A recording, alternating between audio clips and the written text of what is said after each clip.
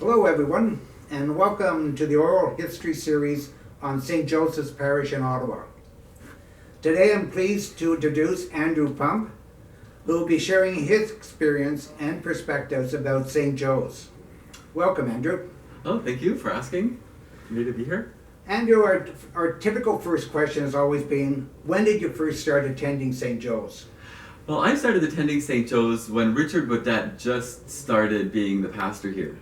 And it was around, I forget, it was actually, I remember, it was a month before the Jubilee of Mercy began, and I remember that was a big year for me. I had just come back to the Catholic Church, actually. I was away for quite a while, like about 8 years. I said I wanted nothing to do with the church and all this kind of stuff. And then when I got sober and, clean and stuff, and as part of my kind of recovery, I rediscovered the Catholic Church. And the first day I went back to church, it was actually the cathedral. And I went to the cathedral, and it was I don't know if it was All Saints Day or All Souls Day, but I think it was like a Monday or something. And they had the Mass down in where the bishops are buried.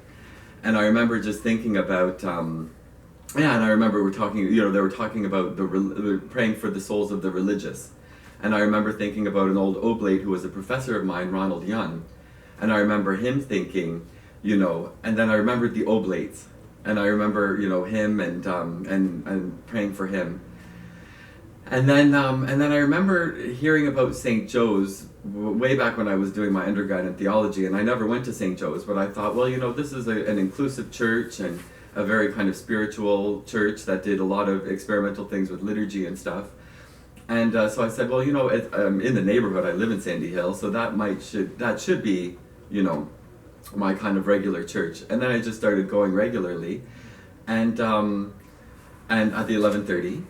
And then I had met Father Richard, and then, we went for coffee and stuff like that, and then just getting to know him. And it was interesting because I was coming back to church, and he was just kind of starting at St. Joe's here. And that's when I realized that it was an oblate parish. I had no idea it was run by the oblates. So I knew the oblates from St. Paul's from doing my theology degrees and stuff. So I thought that was really an interesting connection there, yeah. And the history, too, of Ottawa U and the Oblates in Ottawa and really all of Canada. Mm-hmm. Yeah, it's a remarkable history. Yeah. And that's why my personal experience has been to try to capture some of the history. Yeah. Because there's such a rewarding amount of history. Mm-hmm. Now, after coming to St. Joe's and you're spending some time here, Yeah. you then accepted the position of manager of the supper table. Yeah. So tell us about your perspectives about the supper table. Yeah, that was really interesting. That was really cool. But before then, I was a parishioner here for about 3 or 4 years, actually.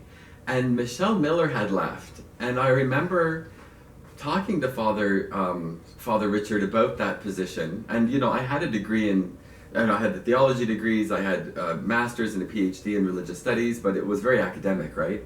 And I remember thinking, well, I was I guess I would have been about like 5 years kind of sober or whatever, thinking, could I do a position like that? And there was a lot of doubts in my mind, and I applied for it and I interviewed for it, but I had all these doubts about, could I really be there for families, and could I run the children's programs, and I would be honored to do those things, but it didn't feel really like it was time yet. And sure enough, it wasn't time, right? They gave the position to Brian at first, and so I was kind of relieved, and then what happened was, I think 6 months after that, Mary left. And then the supper table position came free. And so then I was like, oh my God, now that would be my position, because I had the experience of recovery. I had done like kind of street outreach before for Jewish Family Services. I had over 10 years of cooking experience and stuff from restaurants. So I was like, that's a much better fit for me. So it was really good to do that job there, because it was stuff I knew, and plus I had the also kind of service experience, kind of customer service experience that I also brought. So I was really good with managing the volunteers and trying to be there for the volunteers and there for the guests, and just kind of being a place to carry, to try to carry that vision of serving people with dignity. you know, and I liked how it was a smaller organization, or that it was a smaller kind of setup. It wasn't a huge thing like the mission with all of the staff and all of this stuff. It was just a simple sit-down meal service. It wasn't simple, but the idea was simple, right? But yeah, so that was what I found really kind of fulfilling, and it seemed like it was an amazing transition, because then I was able to introduce myself. Like, I had been a parishioner at the 11:30, and I sat at the same spot right by you, Yeah. at the 11:30, actually, right by you, Tom and Diane Taylor, Kathleen and Klaus, you know, and Mary and Kizas would sit with us too. So it was this little section, and I originally sat there because I loved piano and I loved music, so I loved watching just Jamie play the piano. So that's why I sat there in that one corner in the front. And so to now that I was on staff, and I got to meet all the other people at the other liturgies, and as the supper table manager, and then that was a nice kind of setup, yeah. Now you did a lot of work at the supper table, but you know, one of the things that always amazes me is, how do you prepare a meal for 100 people? Yeah. Oh, that was amazing. Well, we had one big pot at the time, and so with me it was interesting because Tuesdays a Muslim association came and they would deliver food, and other days on Wednesdays we had Chef Paul, who used to be a chef for the Governor General. He would come and prepare the food, and the other days I would just take whatever we could. And so, you know, if, you know, I'd throw all sorts of vegetables and you know, one type of meat, like a beef or chicken or whatever. And then if I used curry spices, I'd call it a curry. If I used, you know, something else, I'd call it a stew, you know. So it was always just a big pot of food, and however I spiced it depended on what it was called. Okay. So, you know, and then, and Thursday, we had this amazing group that would come in with Gloria, Cheryl, Ann Patterson, and they were lovely too, and they would come in and they knew what they were doing, and they would just experiment with stuff. I'd show them the stuff that needed to be used up, and that was amazing. Also, the other thing was the Ottawa Food Bank. We were networked and connected with the Ottawa Food Bank, so they would donate food, not just for the food bank, because we give food to about 200 families a month at the supper table through the food bank, but also they would supply the food for our meal service as well. So they'd give us large, big boxes of frozen chickens and stuff like that, and so that was always a nice treat too, right? We do all of like 20 chickens or something, you know, and roast all of them, and then, you know, like whole chickens, and then cut them up into pieces and stuff, and then serve those. So that was something too. Mm-hmm. Now, Andrew, after the during the supper table, the position of coordinator of the youth and adult ministry and faith formation opened up. Yeah. With Brian Willett leaving. Mm-hmm. And you now expressed an interest in that position? Yeah. And you felt it was right this time? This time I felt it was right, just because, what was happening was, there was two kinds of things that were happening at the time. The first was that it was, I have a mobility issue that was getting worse, actually. It's like kind of, I think it's a genetic thing. A bunch of us in my family have it. It's called fascioscapular humeral muscular dystrophy. So it starts with the face and the shoulder blades and this area, but it progresses everywhere. So it was getting harder for me to stay balanced. And so, you know, I kind of limp around now and stuff like that. But it was also harder, like, delivering this food and having to carry these huge crates of produce up and down stairs and stuff. So it was kind of an accommodation. Or I thought, you know, I'm going to have to find a different job eventually because I can't really do this job anymore. And the other thing was, you know, Brian had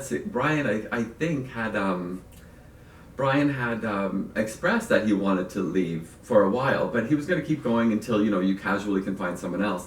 But they were having trouble finding someone to fill that position. So then I expressed interest, and they said, "Oh, that's wonderful because you have the background now, and now I knew the community." Yeah. So it was I felt more connected, and that this was more of a possibility now. And the other thing was, we also felt that it would be easier to find someone to fulfill the supper table manager role, because that was in terms of a job description and what experience you need, it was a more broader kind of thing. Yeah. And this was something that was more specific, and it was harder to find people for it.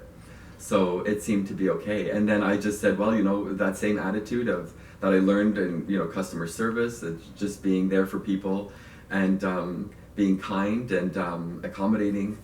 Mm-hmm. So Andrew, what challenges did you face when you had to deal with COVID and faith formation in the young adult ministry? Oh yeah, well that was all, COVID just shut everything down, right? So for the first little while, that first lockdown, it was just like we didn't know when we were going to be back. It was just so unheard of that we would go home for a month. And so the whole parish closed, like the supper table, women's center, everything was closed. So, and that just kind of gave us this time to regroup, I guess. And then when we slowly started opening in that June of 2020, then it kind of slowly reopened, and it was a lot of sanitizing. I forget what was going on at that time, but we slowly got back to Mass, and then we had everything kind of waiting in the wings to just kind of reopen. And then as it kind of dragged on, and then I think it was that first fall, right, Ottawa U was closed down and everything was done. And so what happened was we decided that we're going to keep University Mass going. And just because a lot of our young adults were not necessarily students at Ottawa U, they were just young adults, young professionals even, that were living in the area. So we said, well, those people are going to be there anyway. So we kept it going, and so it wasn't too bad. Like, the 5 o'clock had about 40 or 50 people, the 9:30 had about 40 people, the 11:30 had about 40 people coming, and the University Mass had about 30, or 25 to 30 people coming, and sometimes lower. But so it was justifiable to keep it running and to keep it going, so that was good. And then, but with no gathering or anything like that, there really wasn't any possibility for anything else. One thing that we were doing right before COVID finished was I had gone through, one summer I had spent researching all of this stuff about young adult ministry and stuff. And one of the things that they said is that, youth and young adults and Catholics in general like social justice activities. They wanted to be there for their communities. They wanted to do stuff like that. So we started, because I knew the supper table, and I wanted to help Ryan out a little bit too, we did this supper table cooking thing on Saturday afternoons. And where I'd grab these vegetarian recipes, and we would cook vegetarian food, And so we'd make enough to feed the supper table for Monday night, and we cooked enough to feed the University Mass on Sunday night as well. And so that was actually really nice, and then people would stay afterwards and eat, and there was a good feeling of community around there and stuff. So that was something that was really kind of successful, and then COVID happened and everything was shut down. So it was hard to keep those kinds of things. I mean, it was possible to have those kinds of things. But in the future, those are things that can happen again.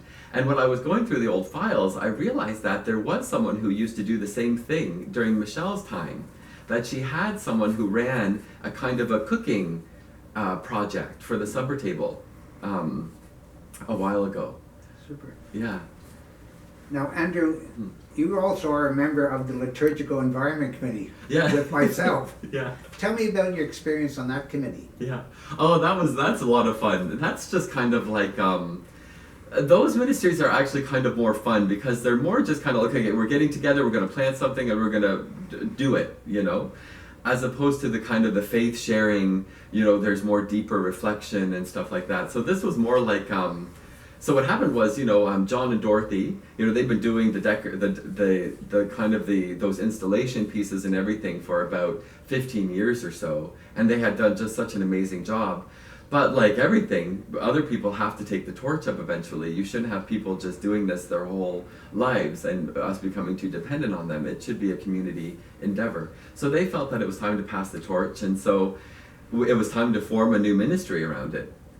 And so I remember you got involved again at this time, and you were really active again in the parish. And then, like with you, and I found that too. You can't just put things in the bulletin and expect people to just all of a sudden sign up. You have to go and you have to approach people, and you have to find people if you have certain things, certain needs in different ministries. And so that was just this wonderful, it was pretty much all the garden committee, plus Helen and Bob Zettel, So they were, everyone's really amazing there, and it's always a lot of fun to just set everything up and see those ideas come to life. We had Joanne Lee and John. Oh yeah, Joanne Lee and John too. Yeah, and then Joanne Lee, I asked if she wanted to join the RCIA ministry. Super. So she's with us too in RCIA. Now, Andrew, final question. Yeah. You are now going to be leaving the parish. Yeah. But do you have any final words that you'd like to express about St. Joe's? Yeah, no, I'll still be a parishioner here. I'm leaving staff, but I'm staying on as the head of RCIA because that was my favorite ministry. Okay. And yeah, I don't know. I think just the community feel of St. Joe's. I don't have a lot of experience with. It's really interesting. Like now that I realize, like I'm a part of a church community, and I realize what I was missing in my life because as a child, my parents they never went to church. We never went to church as kids. My mom was a Catholic, my dad was Lutheran, but my mom had these horrible experiences of the nuns, like so many people do, right? And so she said, I'm never stepping foot in a church again. I, want nothing to do with this stuff. But they sent me to Catholic school because it was the better school in the small town. And so, and then it just rubbed off on me. And I got all my sacraments through the Catholic school. So I realized, just this week I was reflecting on it, and I realized that I had an experience of Catholicism, but not an experience of the church. So in Catholic school, you learn the teachings, and it's all about the teachings, and it's all about all of this stuff. And then, especially in high school, as Catholic high school students at that time in the 90s, it was a lot about the moral teaching, right? And all of that kind of stuff. Oh, sorry, I'll just turn my phone off. And so we were all kind of obsessed with that stuff. And I remember, but and what's right and what's wrong, and if you don't believe in everything, can you do this? And I remember in that particular time with John Paul II, there was all of this stuff about the Pope and and we all loved, it was, I think the word is ultramontanism or something like very clerical. The Pope is almost like this God figure kind of thing, right? And we're like, if you don't believe in that, are you really Catholic? And these were all the things we were obsessed about as kids. But when you're a part of a church, that's not really what the issues are. It's more about being there with each other and living in community and sharing how your faith has gotten you through life. It's not really this nitpicking about teaching and stuff like that. So that was something that I missed as a child, and something I missed even as a young adult. In my early 20s, I went to church, as my own kind of project or my own thing, when I was in theology and doing my undergrad in theology in Ottawa here. And I went to Holy Cross on Walkley Road. But I went to the 8 o'clock Mass. I went to the very early Mass because I didn't want singing. It was only there for the Eucharist. That's the only reason why I was there. I was not interested in community or anything like that. So I went to the earliest Mass. That was the shortest. And and then so this time, now that I was older and being a part of the St. Joe's community, it was just a different, a different bag of beans in a way, yeah. Well, Andrew, thank you very much for sharing your perspective. Good luck in your new paid position. And I'm glad to see that you're going to be continuing at St. Joe's and leading RCIA. Yeah, for sure. Thanks very much, Andrew. Thank you.